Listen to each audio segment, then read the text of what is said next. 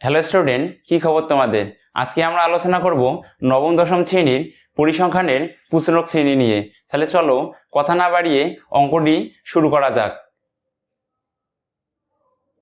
সারণী হতে প্রশ্নক নির্ণয় করো। তাহলে লিখতে হবে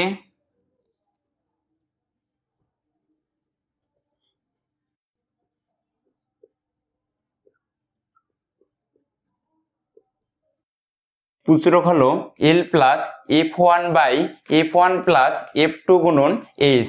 তাহলে আমাদের এল, f1, f2 এবং এইচ এর মান আগে বের করে নিতে হবে। তাহলে চলো আমরা মানগুলো আগে বের করে নেই। তাহলে এল হলো যে শ্রেণীতে প্রচুরক অবস্থিত সেই শ্রেণীর নিম্ন সীমা। তাহলে গণসংখ্যা আমাদের 15। তাহলে 15-র যে উপরে থাকবে তা হবে এল, যেমন আছে কত 61। তারপর বের করব f1 যে শ্রেণীতে প্রচুরক অবস্থিত সেই শ্রেণী মাইনাস পূর্ববর্তী শ্রেণীর গণসংখ্যা। তাহলে আমাদের গণসংখ্যা সর্বাধিক বার আছে 15, সেই 15 আগের সংখ্যার সঙ্গে বিয়োগ দিতে হবে। তাহলে সর্বাধিক বার আছে 15 মাইনাস তার পূর্ববর্তী শ্রেণীর গণসংখ্যা হলো 10। তাহলে আমাদের 15 থেকে 10 বিয়োগ করলে পাই আমরা 5। তারপর করতে হবে f2-র মান। তাহলে f2 হলো যে শ্রেণীতে প্রচুরক অবস্থিত সেই শ্রেণী মাইনাস পরবর্তী শ্রেণীর গণসংখ্যা। তো প্রচুরক শ্রেণী হলো 15 মাইনাস পরবর্তী শ্রেণীর গণসংখ্যা হলো 12। তাহলে 15 থেকে 12 গেলে হবে 3। তারপর লাগবে আমাদের এইচ হলো শ্রেণীব্যাপ্তি, মানে আমাদের শ্রেণীব্যাপ্তির ব্যবধান।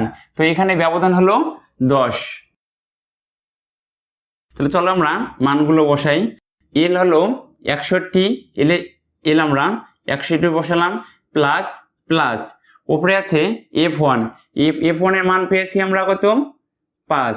তারপর হচ্ছে f1 পেয়েছি 5 যোগ f2-র মান পেয়েছি আমরা 3 গুণন এইচ পেয়েছি আমরা 10।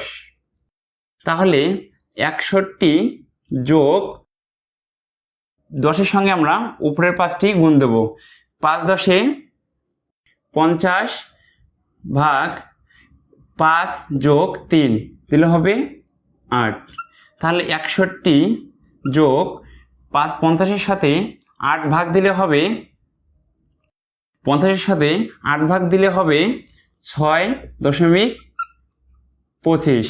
তাহলে 61 যোগ 6.25 দিলে হবে 67.25। তাহলে অতি সহজেই আমরা প্রচুরক নির্ণয়ের অঙ্কটি শিখে গেলাম। ধন্যবাদ।